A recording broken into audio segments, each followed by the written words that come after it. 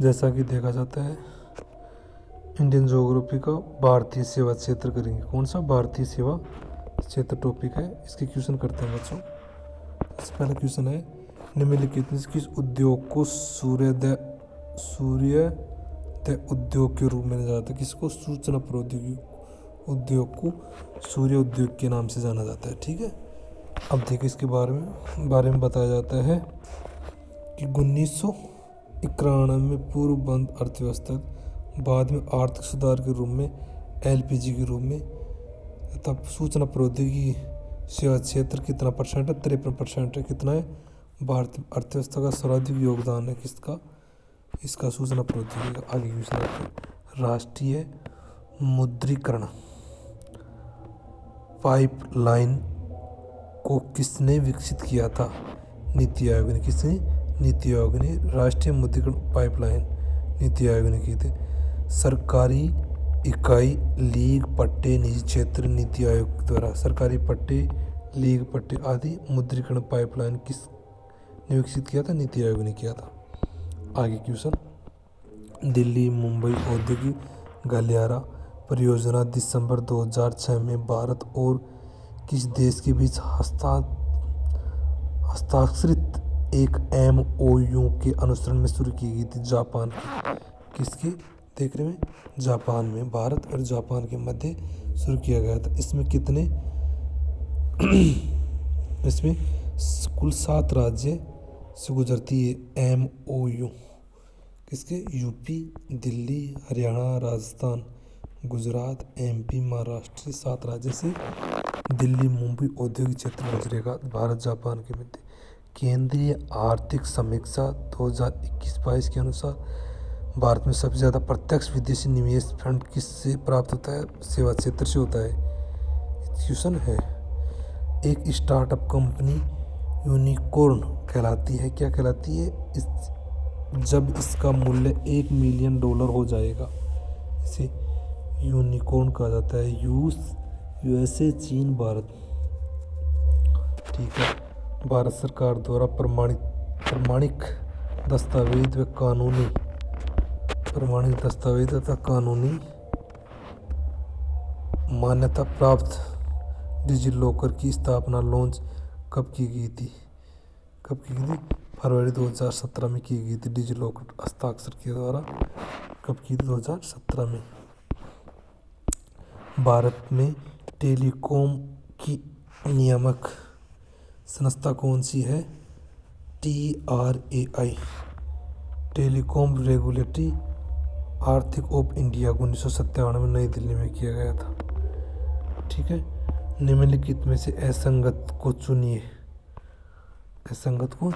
कौन कौन सा असंगत को चुनिए? मंगलोर गोवा कर्नाटक तथा जवाहरलाल नेहरू पोर्ट महाराष्ट्र में है, पारादीप उड़ीसा में है, विशाखापट्टनम आंध्र प्रदेश में। सम्मिलित कीजिए। विदेशी मुद्रा प्रबंधन अधिनियम कब लागू किया गया था? 1 जून 2000 को किया गया था। विदेशी मुद्रा आर्थिक समीक्षा, इसको छोड़ो। कृषि के क्षेत्र में 18%, उद्योग के क्षेत्र में 28%, सेवा के क्षेत्र में 53% बताया गया है। भारत में व्यापक दूरसंचार विकास योजना किसके द्वारा? पहाड़ीय पूर्वोत्तर द्वीप क्षेत्र के लिए भारत नेट परियोजना में से किस समिति ग्राम पंचायतों को ब्रॉडबैंड कनेक्टिविटी द्वारा शुरू किया गया था। भारतीय अंतरिक्ष अनुसंधान संगठन इसरो की स्थापना की गई थी। कब की गई थी? अगस्त 1969 में की गई थी। ISRO Indian Space Research Organisation. ठीक है। विश्व बौद्धिक संपदा संगठन का मुख्यालय कहाँ है? जिनेवा में। कहाँ है? जिनेवा में। WIPO world intellectual property organization 1967 में जिनेवा में स्विट्जरलैंड में किया गया था। प्रधानमंत्री जीवन ज्योति बीमा योजना का वार्षिक प्रीमियम राशि कितना है? 336 रुपये। वस्तुओं और सेवाओं का इलेक्ट्रॉनिक नेटवर्क के माध्यम से क्रय विक्रय करना कहलाता है ई कॉमर्स। क्या कहलाता है? E commerce. Start up India पहल की घोषणा कब की गई थी? 2015 में। अटल पेंशन योजना APY कब लॉन्च किया था? मई 2015 में। भारतीय जीवन बीमा LIC का मुख्यालय कहाँ है? मुंबई में है। लाइफ इंश्योरेंस कॉर्पोरेशन कब किया गया था? 1956 में। कहाँ? मुंबई में। ठीक है। LIC 1956 में मुंबई में। LIC का लाइफ इंश्योरेंस कॉर्पोरेशन। ठीक है। किस समिति की अनुशंसा के आधार पर बीमा नियामक विकास प्राधिकरण IRDA की स्थापना की गई थी? RN मल्होत्रा समिति की सिफारिश पर। मौद्रिक नीति उर्जित पटेल समिति की तहत है। पूंजी खाता तारापुर समिति के तहत। NK सिंह समिति के द्वारा। IRDA 1999 हैदराबाद समिति। RN मल्होत्रा देख कहाँ? हैदराबाद में 1999 की गई थी RN मल्होत्रा द्वारा।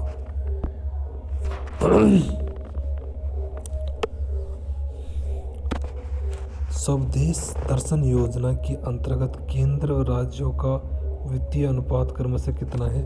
100%। कितना है? 100%। 2015 में कब किया गया? चालू किया गया था स्वदेश दर्शन योजना 2015 में शुरू किया था। पर्यटन क्षेत्र के विकास को संचालित केंद्र द्वारा पूर्णतः 100% वित्त पोषित योजना है। परिवहन पर्यटन स्थल एवं पर्यटन सर्किलों का विकास करना है इसमें।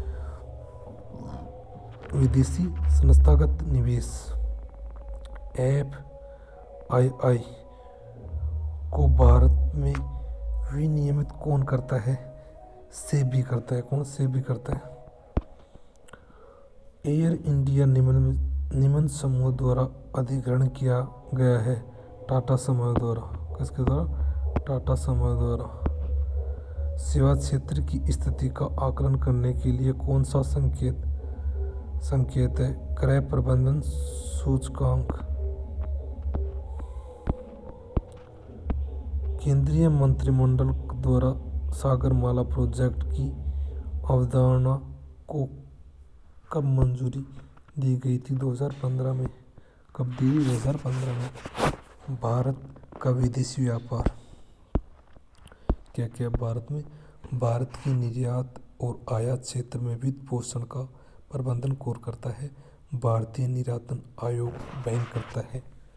ठीक है। कब किया गया था? 1982 से किया गया था। इसका मुख्यालय कहाँ है? मुंबई में है। कहाँ है? भारतीय निर्यात एवं आयात वित्त पोषण का प्रबंधन मुंबई करता है। मुंबई मुख्यालय इसका एक्स बैंक। ठीक है। अरविंद मायाराम समिति 2013 में FII परिभाषित करने के लिए किस समिति का गठन किया गया था? मायाराम समिति का गठन किया गया था 2013 में। एशियन विकास बैंक ADB की स्थापना कब हुई थी? 1966 में हुई थी। कब हुई थी? एशियन ADB 1966 में हुई थी। उसका मुख्यालय कहाँ है? मनीला फिलीपींस में है। इसके सदस्य कितने? 68 सदस्य हैं। भारत इसका संस्थापक देशों में से शामिल किया जाता है। विश्व व्यापार संगठन WHO का मुख्यालय कहाँ है? जिनेवा में, स्विट्जरलैंड में है। 1 जनवरी 1995 की स्थापना की गई थी। कहाँ है? स्विट्जरलैंड, जिनेवा है। इसके सदस्य कितने हैं? 164 सदस्य अफगानिस्तान है। इसके अध्यक्ष नाइजीरिया के हैं। जबकि कार्य विश्व व्यापारों को बढ़ावा देना। 12वीं बैठक कहाँ हुई थी? 11 से 17 जून 2022 को जिनेवा, स्विट्जरलैंड में की गई थी। इसकी अध्यक्षता कौन करता है? अध्यक्ष कौन है? नगोजी ओकोंजो आइवेला, नाइजीरिया के हैं। ठीक है। भारत का किस वित्तीय वर्ष के अंतर्गत भुगतान संतुलित अनुकूलन रहा था? किस वर्ष हुआ था? 1972-73 और 76 से 77 इन दोनों में अनुकूलित रहा था। आर्थिक समीक्षा के अनुसार सिंगापुर में सबसे ज़्यादा FID सर्वाधिक योगदान है। ठीक है। संयुक्त राष्ट्र व्यापार एवं विकास सम्मेलन की स्थापना कब की गई थी? 1964 में की गई थी। भारत का विदेशी व्यापार महानिदेशालय DGFT मुख्यालय कहाँ स्थित है? नई दिल्ली में है। हाल ही में शंघाई सहयोग संगठन का शिखर सम्मेलन कहाँ आयोजित हुआ था? कहाँ हुआ था? समरकंद। ठीक है। उज्बेकिस्तान 2022 में किया गया था। दक्षेस का मुख्यालय कहाँ स्थित है? काठमांडू में। दक्षेस का दक्षिण एशियन क्षेत्रीय सहयोग संगठन दिसंबर 1985 को काठमांडू नेपाल में स्थापना की गई थी। इसका सदस्य कितने हैं? 8 सदस्य हैं। कौन कौन सा? अफगानिस्तान, पाकिस्तान, भारत, नेपाल, भूटान, बांग्लादेश, श्रीलंका, मालदीव। दक्षेस का मुख्यालय है। ब्रिक्स संगठन में कौन सा देश अंतिम सदस्य बना है? दक्षिण अफ्रीका 2011 में। इसके कितने सदस्य हैं? 5 हैं। कितने? ब्रिक्स के 5 है। 2011 में दक्षिण अफ्रीका बना था। जबकि कितने सदस्य हैं? 5 सदस्य हैं। 2009 में इसके ब्रिक्स की स्थापना की गई थी। इसमें ब्राज़ील, रूस, इंडियन, चाइना, साउथ अफ्रीका, ये टोटल 5 देश हैं। भारत में कब से रुपए चालू खाते पर पूर्ण रूप से परिवर्तन हो गया है? 1994 है। भारत का भुगतान संतुलन ठीक किया जा सकता है इसके द्वारा घरेलू मुद्रा के अवमूल्यन के द्वारा, निर्यात को बढ़ाकर, आयात प्रतिस्थापन के द्वारा, उपयुक्त सभी द्वारा। निम्नलिखित में से कौन सा पश्चिम बंगाल में स्थापित एक एक्सपोर्ट प्रोसेसिंग जोन निर्यात के फॉल्ट द्वारा?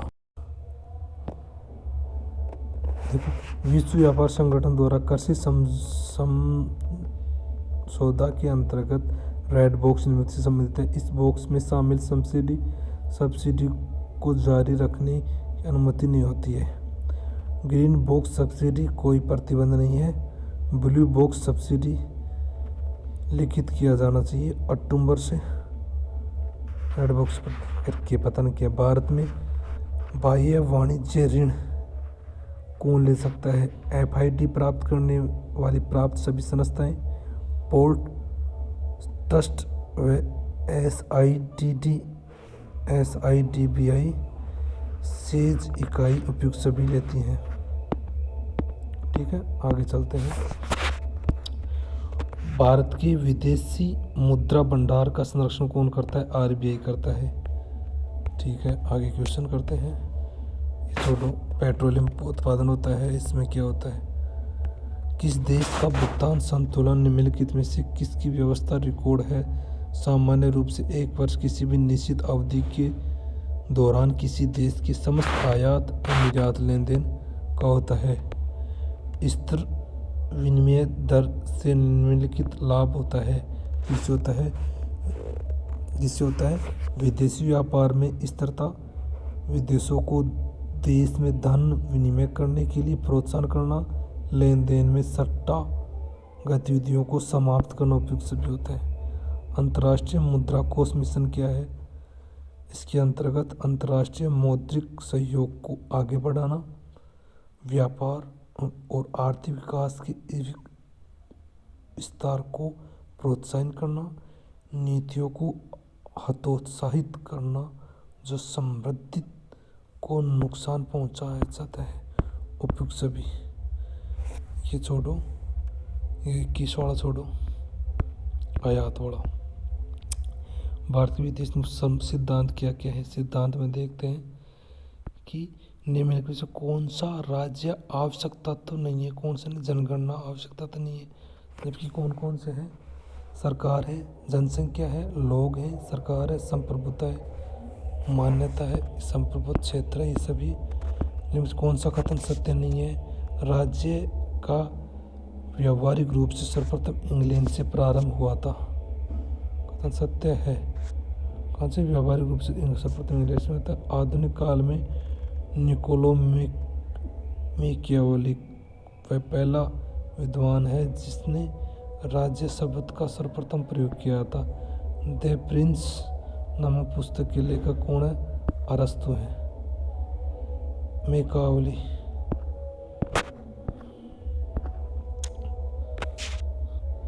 भारत की विदेश नीति को निम्नलिखित में से कौन सा राज्य सबसे कम प्रभावित करता है? मध्य प्रदेश। सबसे कम प्रभावित कौन सा करता है? मध्य प्रदेश। सबसे ज़्यादा पश्चिम बंगाल करता है। राष्ट्रीय हित विदेशी नीति का आधारभूत सिद्धांत क्या है? Joseph Franklin. निम्नलिखित से भारतीय विदेश नीति का मुख्य उद्देश्य कौन सा होता है? अंतर्राष्ट्रीय शांति और सुरक्षा को बढ़ावा देना। विश्व राजनीति में शीत युद्ध के समापन का मुख्य कारण में से कौन सा था? सोवियत संघ का विघटन। निम्नलिखित में से कौन सा भारत की विदेश नीति का उद्देश्य नहीं था? राष्ट्रीय साम्राज्य का प्रसार। यह उद्देश्य नहीं था, साम्राज्य का प्रसार। सहअस्तित्व का भावार्थ है जियो और जीने दो। क्या? जियो और जीने दो। भारतीय विदेश नीति का मुख्य सिद्धांत क्या है? गुट निरपेक्षता, निशस्त्रीकरण, युवाओं का समर्थन। ठीक है। भारत की विदेश नीति निम्नलिखित में से कौन से कारक प्रभावित करते हैं? घरेलू कारक, अंतर्राष्ट्रीय कारक, सांस्कृतिक कारक। तीनों कारक करते हैं। भारतीय संविधान निम्नलिखित में से किस भाग में अंतर्राष्ट्रीय शांति और सुरक्षा हेतु राज्य को दायित्व सौंपता है? राज्य की नीति निर्देश सिद्धांतों में। ठीक है। पंचशील समझौता के अंतर्गत में से कौन सा कथन सत्य है? देखो, यह समाधान कब हुआ था? 29 अप्रैल 1954 को किया गया था। भारत और चीन के मध्य पंचशील समझौते हुए थे। इस समझौते में भारत की ओर से इंदिरा गांधी ने हस्ताक्षर किए थे। जवाहरलाल नेहरू, इंदिरा गांधी ने। इस सिद्धांत को गौतम बुद्ध दर्शन पर आधारित है। किस पर आधारित है? गौतम बुद्ध पर आधारित है। इस समाधान का उद्देश्य तिब्बत क्षेत्र से व्यापार को संचालित करना होता है। सभी इसके क्षेत्र आते हैं, जबकि इसके क्या तीसरा ऑप्शन नहीं है, जबकि इसका समाधान 1952 जवाहरलाल नेहरू के द्वारा किया गया था, जहाँ की इंदिरा गांधी के द्वारा किया गया था। ठीक है। विशेषता पंचशील में विशेषता कौन कौन सी होती है? अनाक्रमण, परमाणु प्रसार। अनाक्रमण, परमाणु प्रसार नहीं था इसमें। हस्तक्षेप की नीति, संप्रभुता के लिए आपसी सम्मान। ठीक है। अनाक्रमण, हस्तक्षेप, असंलग्नता या संप्रभुता। चौथा है परस्पर लाभ और समानता। और पांचवा शांतिपूर्ण सहअस्तित्व। ये पंचशील में 5 सिद्धांत बताए गए थे। निम्नलिखित में से भारतीय नीति की कौन सी विशेषता महात्मा गांधी के साधन साध्य की पवित्रता से प्रेरित है, जिसके अनुसार लक्ष्य की पवित्रता के साथ साथ उसे प्राप्त करने हेतु अपनाए गए रास्ते का पवित्र होना भी आवश्यक होता है? साधनों की पवित्रता। इसकी साधनों की पवित्रता। साधन क्या है? पवित्र। साध्य क्या है?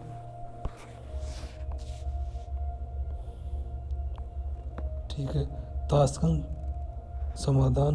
समझौता में के संदर्भ में कौन सा कथन असत्य है? ताशकंद समझौता कब हुआ था? उज्बेकिस्तान में हुआ था। रूस 1966 में हुआ था। किसके से भारत और पाकिस्तान के मध्य हुआ था। उज्बेकिस्तान के मध्य वर्तमान में ताशकंद उज्बेकिस्तान में स्थित है। इस पर भारत की ओर से लाल बहादुर शास्त्री ने हस्ताक्षर किए थे। इसमें मध्यस्थन की भूमिका सोवियत संघ के राष्ट्रपति कोचिंग ने निभाई थी। किसने? कोचिंग ने निभाई थी। ठीक है। कब हुई थी? 10 जनवरी 1966 को लाल बहादुर शास्त्री और अयूब खान के मध्य हुई थी। 1, 3, 4, 5 शिमला समाधान किन राष्ट्रों के मध्य हुआ था? भारत पाकिस्तान के मध्य हुआ था। 1971 में हो गया था। ताशकंद समाधान के बाद 2 जुलाई 1971 को हो गया था। इंदिरा गांधी और जुल्फिकार अली भुट्टो के द्वारा यह समाधान किया गया था। निम्नलिखित में से कौन सा समझौता भारत द्वारा पाकिस्तान की जीती गई जमीन को वापस लौटा दी गई थी?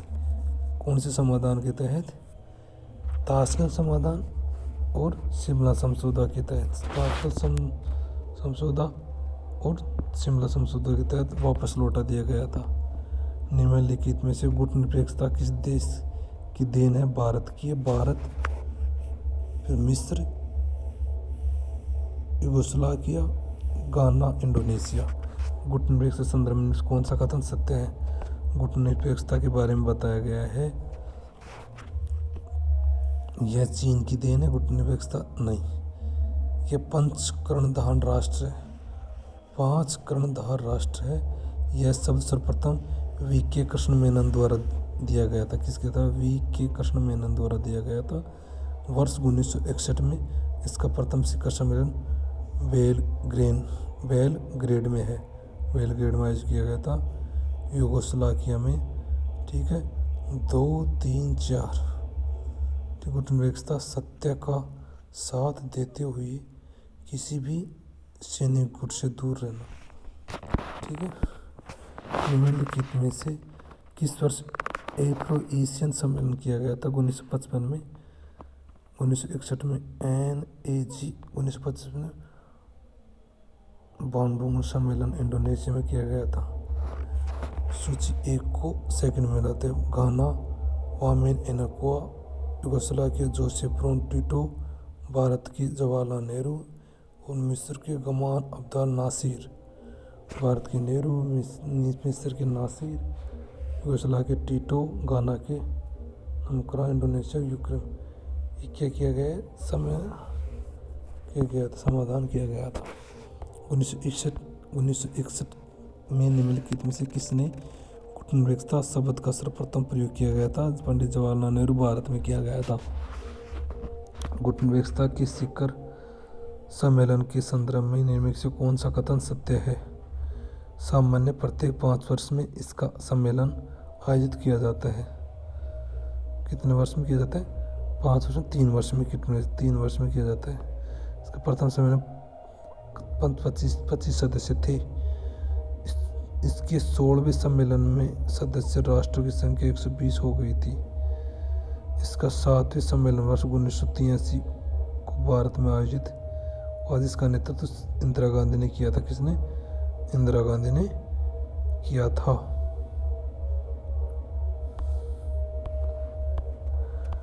आगे देखते हैं। भारत की विदेश नीति में असली गुटनिरपेक्षता का सूत्रीकरण के प्रवर्तकर्ता निम्न से कौन थे? अटल बिहारी वाजपेयी थे। कौन थे? अटल बिहारी वाजपेयी थे। ठीक है। सिंधु जल समझौता के अंतर्गत में से कौन सा कथन असत्य है? यह समझौता कब किया गया था? 1960 में किया गया था। ठीक है। किस लिए किया गया था? किसको जोड़ने के लिए? नदियों को जोड़ने के लिए किया गया था। ठीक है। इस समाधान में जवाहरलाल नेहरू और अयूब खान हस्ताक्षर किया था और पाकिस्तान संसद विश्व बैंक की अध्यक्षता में यूजीन रॉबर्ट ब्लेक की मध्यस्थता में किया गया था। ठीक है, विश्व बैंक के सहयोग से। ठीक है, और इसमें कौन कौन सी नदी, पाक में तो 2 नदी जोड़ी गई थी, कौन कौन सी, चिनाब और झेलम नदी आती थी, जबकि भारत से कौन से, सतलज रावी व्यास नदी आती थी। ठीक है, शांति मैत्री और सहयोग के लिए भारत सोवियत संघ संधि कब की गई थी? 9 अगस्त 1971 में की गई थी। 9 अगस्त 1971 में की गई थी। नेहरू का विदेश नीति के संबंध में क्या क्या योगदान रहा था? नेहरू जी का भारतीय विदेश नीति का शिल्पकार नेहरू को कहा जाता है। नेहरू स्वतंत्र भारत के प्रथम विदेश मंत्री थे। सही बात है। नेहरू युग आदर्शवादी युग कहलाता है। आदर्शवादी, यथार्थवादी, समन्वयवादी, उपयुक्त सभी तीनों है, कथन सत्य है। निम्न से कौन सा आधारभूत स्तंभ पंडित जवाहरलाल नेहरू द्वारा प्रतिपादित भारत की विदेश नीति के संबंध में है? सभी है। शांति, सुरक्षा, समानता, मित्रता, उपयुक्त सभी हैं। निम्न से कौन सा कथन नेहरू की विदेश नीति में सम्मिलित नहीं था? कौन सी नहीं था? धनी देशों में सशक्त वित्तीय सहायता लेना, महाशक्ति सैन्य गुटों से दूर रहना। ठीक है, साम्राज्यवाद, उपनिवेशवाद की निंदा करना। ठीक है, अंतर्राष्ट्रीय विवादों के समाधान हेतु शांतिपूर्ण साधनों का प्रयोग करना, ये विदेश नीति में थे, जबकि धनी देशों के संदर्भ वित्तीय सहायता नहीं थे। इनसे किस वर्ष गुजरात सिद्धांत को लाया गया था? 1996 में लाया गया था, पी.वी. नरसिंह राव द्वारा, तथा जब एच.डी. देवगौड़ा विदेश मंत्री थे। भारत की मध्य एशिया को जोड़ो नीति के संदर्भ में क्या कथन कहा गया है? कि इसकी शुरुआत 2012 में की गई थी। ठीक है, मनमोहन द्वारा। यह नीति वृहद दृष्टिकोण पर आधारित है। ठीक है, इसका उद्देश्य मध्य एशिया के देशों के साथ काम हुआ है। ठीक है, 1, 2, 3 सही है। 7 संबंध में विस्तार सुदृढ़ीकरण हुआ है। ठीक है, आगे भारत की लुक ईस्ट पॉलिसी के संदर्भ से कौन सा कथन सत्य है? पी.वी. नरसिंह राव 1992। इसकी स्थापना पी.वी. नरसिंह राव द्वारा 1995 में की गई थी। 2014 में मोदी सरकार में उत्क्रमित कर एक्ट ईस्ट पॉलिसी बना दिया गया था इसका उद्देश्य पूर्वी व सुदूर पूर्वी देशों जैसे जापान, दक्षिण कोरिया, आसियान देशों इत्यादि के साथ जुड़ना बताया गया था। ठीक है, निम्न से कौन सी नीति घरेलू कार्य सूची के संदर्भ में भारत आसियान सहयोग की प्राथमिकता दी जाती है? Look east policy Manmohan ji द्वारा कौन सी पॉलिसी थी? 1995 में look east policy P V. Narasimha द्वारा किया गया था 1995। फिर 2014 में नरेंद्र मोदी इसको चेंज कर दिया गया था। एक्ट ईस्ट पॉलिसी 2014 में मोदी द्वारा लाया गया था। भारत आसियान सहयोग प्राथमिकता 2002 में किया गया था। Look west policy Manmohan ji द्वारा। लुक वेस्ट पॉलिसी पश्चिम किसके द्वारा लाया गया? डॉक्टर मनमोहन द्वारा। पश्चिम की ओर देखो मनमोहन के द्वारा लाया गया था। ये देखो, look east policy P V. Narasimha Rao द्वारा, लुक वेस्ट पॉलिसी मनमोहन द्वारा। Connected schedule Asian policy Atal Bihari Vajpayee द्वारा। गुजराल सिद्धांत पॉलिसी इंद्र कुमार गुजराल के द्वारा लाया गया था। ठीक है, भारत की विदेश नीति पड़ोसी पहले की नीति किसने प्रारंभ की थी? मोदी ने की थी। इसका विस्तृत किसके द्वारा? पी.वी. नरसिंह राव, गुजराल, अटल बिहारी मनमोहन सिंह द्वारा विस्तृत किया गया था। निम्नलिखित में से किस वर्ष राष्ट्रमंडल की सदस्यता को ग्रहण किया गया था? 1949 में किया गया था ब्रिटेन के उपनिवेशों द्वारा। उत्तरी शीत युद्ध काल में निम्नलिखित में से किस प्रधानमंत्री ने भारत की विदेश नीति में महत्वपूर्ण संशोधन किए थे? पीवी नरसिम्हा राव द्वारा। प्रधानमंत्री नरेंद्र मोदी ने जलवायु परिवर्तन पर 7 सूत्री एजेंडा निम्न से किस सम्मेलन में रखा गया था? G20 द्वारा। 2015 में G20 द्वारा। इनमें से किस वर्ष फरक का समझौता हुआ था? 1996 द्वारा। 1991 से 95 के मध्य 1996 इंद्र कुमार गुजराल द्वारा। बड़े भाई की नीति है भारत बांग्लादेश के मध्य श्रीमती इंदिरा गांधी विदेश नीति के क्षेत्र में निम्नलिखित में कौन सा गौरवशाली क्षण में से एक है? परमाणु विस्फोट 1974 में, शिमला समझौता 1972 में यथार्थ गांधी द्वारा, भारतीय सोवियत मैत्री संघ 1971 के द्वारा।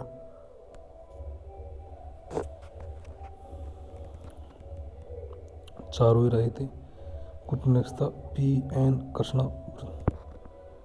1954 में भारत ने किस देश से मित्रता व व्यापार की संधि की जिसकी प्रस्तावना में पंचशील सूत्र रखे गए थे?